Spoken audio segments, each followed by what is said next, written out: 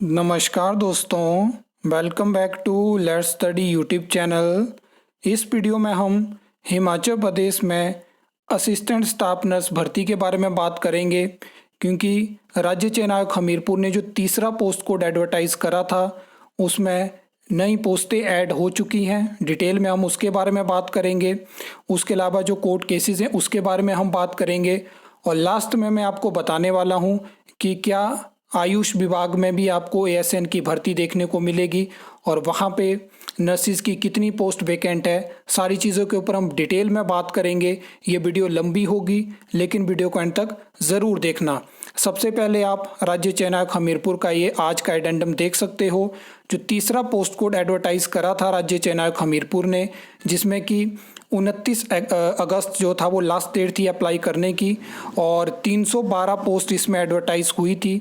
तो इसमें जो है वो 468 पोस्ट और इसमें ऐड हो चुकी हैं। तो टोटल हम बात करेंगे तो अगर टोटल यहाँ पे बात करें तो 780 इसमें वैकेंसी हो चुकी है।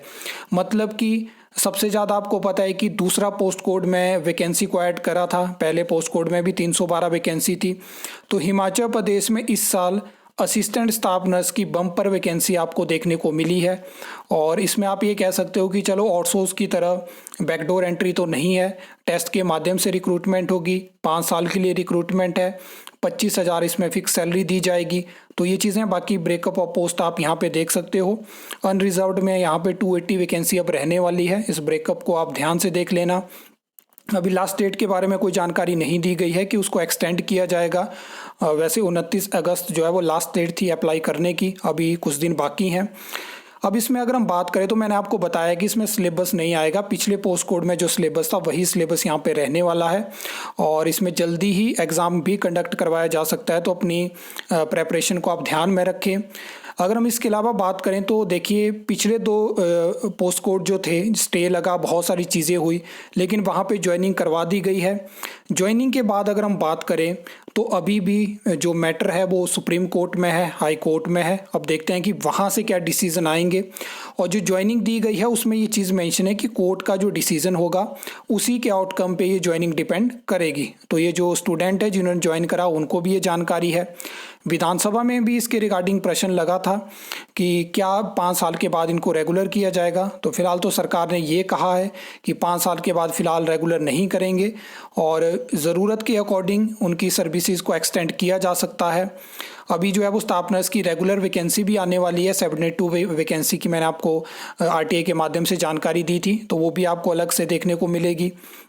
इसके अलावा अगर हम बात करें तो देखिए, 20 जुलाई को एक कैबिनेट होती है, और उसमें कैबिनेट के बाद अगर आपने खबरें देखी होगी तो उसमें आता है कि 800 और पोस्टें भरी जाएंगी असिस्टेंट स्टाफ नर्स की। उसमें ये जानकारी दी जाती है कि आयुष विभाग के लिए वैकेंसी होगी। और उस टाइम पे भी जब हमने बात करी थी तो मैंने आपको जानकारी दी थी कि मैं इसमें पूरी जानकारी लाने की कोशिश करूंगा, और आज ही आरटीआई रिप्लाई मिलता है उसके बारे में भी हम बात करेंगे कि क्या इसके अलावा एक और पोस्ट कोड एएसएन का आपको देखने को मिलेगा, क्या क्या चीज़ें हैं। तो ये लेटेस्ट जानकारी आप देख सकते हो आयुष डिपार्टमेंट की।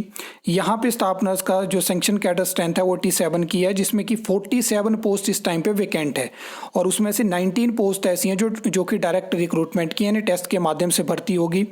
तो ये चीज़ क्लियर हो चुकी है कि आयुष विभाग के लिए कोई भी असिस्टेंट स्टाफ नर्स की पोस्ट क्रिएट नहीं करी गई है।